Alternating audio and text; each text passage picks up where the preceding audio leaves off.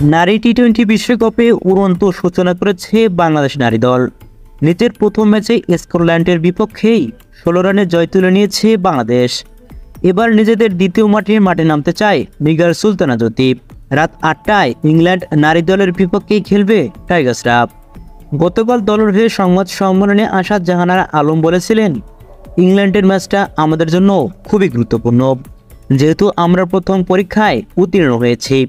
আমাদের লক্ষ্যই ছিল 1 থেকে 2টা ম্যাচ জেতা, এবং 2টি ম্যাচ জিতলে হয়তো আমরা সেমিফাইনালের কাছাকাছি পৌঁছাতে পারবো। আমাদের হাতে 3টা পথ খোলা রয়েছে। ইংল্যান্ডের সাথেও যদি আমরা ভালোভাবে উতরে যেতে পারি, তাহলে আমাদের জন্য আরও অনেক সহজ হবে। আসল কথা হচ্ছে আমরা ভালো ক্রিকেট খেলার চেষ্টা করব। আর ইংল্যান্ড একেবারে সহজ প্রতিপক্ষ না।